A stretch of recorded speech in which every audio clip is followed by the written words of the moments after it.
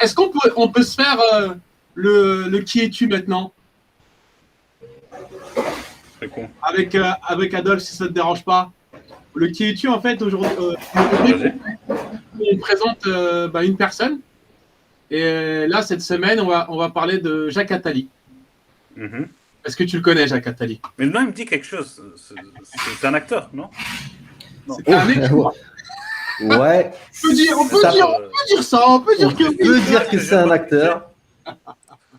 Alors, je t'en prie, regarde vite fait. Mais en gros, ce mec-là, il a été conseiller de Mitterrand à 30 ans. Ouais. Il a rencontré Mitterrand dans une boîte de nuit. Et quelques temps après, il a eu un rendez-vous.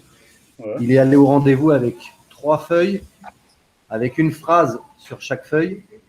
Et la fin du rendez-vous, au bout de 10 minutes, Mitterrand lui a dit « C'est formidable, on m'a jamais expliqué l'économie aussi simplement. » C'est la première fois qu'il comprenait quelque chose à l'économie, en fait. Et depuis ce jour-là, il a pris Jacques Attali donc, en tant que conseiller. Et ça, c'est le départ pour Jacques Attali d'une place, on va dire, assez importante dans le paysage français, pas dire francophone, dans le paysage français. Et, dans le PAF.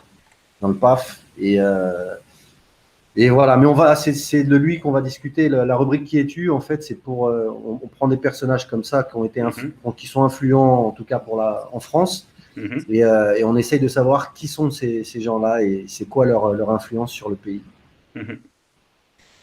Donc, pour commencer, il faut que tout le monde sache un peu qui c'est. Donc, c'est parfait, tu vois, la question, elle était parfaite. Et après ça, c'est un mec qui est tout le temps conférencier, qui est conférencier maintenant, mais très souvent pour l'école polytechnique. Il l'a fait lui-même. Je crois que c'est 66 ou 67, un truc comme ça. Et en gros, pour l'ESSEC, pour l'ENA, pour toutes les écoles de cadre sup et compagnie, il fait des conférences régulières et il écrit beaucoup de livres. Alors, aujourd'hui, on l'invite dans des émissions en tant qu'écrivain, en tant que mec qui fait des livres, mais en vérité, pour moi, c'est juste une vitrine. Et tous les livres qu'il écrit sont souvent, pour pas dire tout le temps, prémonitoires de ce qui va se passer dans le marché économique ou en politique ou en géopolitique. Il est assez précis dans ses prédictions, quoi. Donc, Laurent, je ne sais pas si tu avais aussi quelque chose à dire à propos de Jaco. Il y a plein de trucs. Il a mouillé dans beaucoup d'affaires, beaucoup d'accusations. Moi, ce que je retiens, c'est le fait d'avoir dit en gros que l'euthanasie, c'est le futur. Il est pour l'euthanasie et qu'à un moment, il va falloir construire des machines pour tuer les gens. Alors, avec le contexte actuel du Covid, alors sachant qu'il a dit ça il y a de ça une vingtaine d'années, hein, avec le contexte du Covid, tu te dis, ah putain, merde, le mec, on est en plein dedans, si on part pas dans la parano. Hein. Il y a eu des affaires de fraude, il y a eu des affaires de plagiat, de diffamation aussi. Plein de choses. Mais le gars, il fait encore. Il est encore vivant. Encore sous Sarkozy, il y a eu la commission Attali. Ah ouais, ok. C'est à l'époque, il a fait travailler Hollande pendant que Sarkozy était président. C'est lui qui a ramené Hollande et qui l'a fait travailler. Et c'est on va dire que Macron, c'est son petit poulain. Après, toutes les informations qu'on a, évidemment, c'est des informations qu'on peut lire sur Internet, sur soit des journaux, des blogs. Après, c'est souvent des trucs officiels qu'on prend. On va pas prendre des petits blogs ou des petits trucs. On a des liens qu'on pourra partager après dans la section Qui es-tu. Mais voilà, il faut se dire que nous, en tout cas, c'est pas des affirmations qu'on fait quand on parle. On essaye plus de soulever, de poser des questions.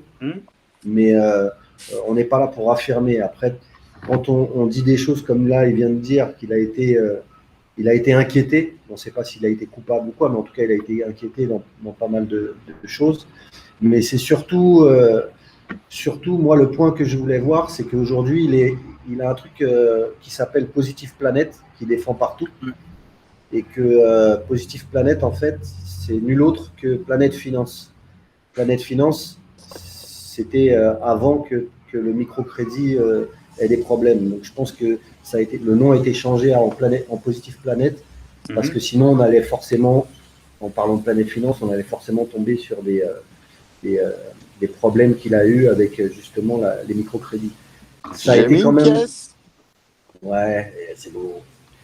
Il faut quand même comprendre que Planète Finance, c'était un peu les commerciaux du microcrédit.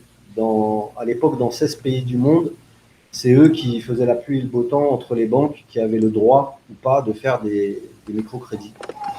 Et la crise qu'il y a eu de 2008, c'est entre autres à cause des microcrédits.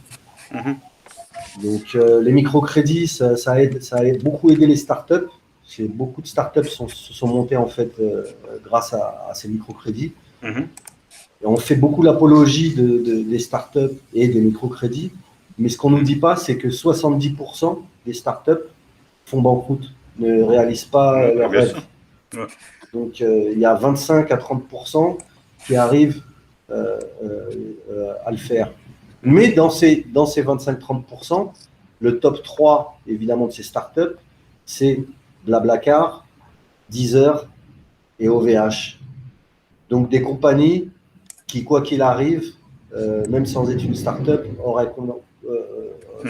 seraient montées. Et ce qu'on découvre sur ces 3 sociétés-là, c'est qu'à un moment de leur existence, la présidence a été donnée à quelqu'un qui venait soit de l'ENA, soit de l'école polytechnique. C'est des gens qui sont, pour citer Blablacar, c'est un mec qui s'appelle Frédéric, non pas Frédéric Mazella, c'est pas lui, c'est Daniel Marelli. Alors attends, blog musique, non lui c'est Deezer, pardon. C'est bien Frédéric, blablabla. Le temps qu'il cherche, Vas-y, je t'en prie, baisse.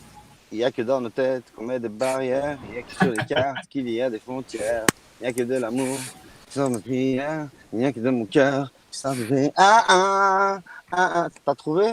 Oui. Donc c'est bien Frédéric Mazella qui a créé Blablacar, et Frédéric Mazella, en fait, après, quelques années après, il a donné donc la présidence.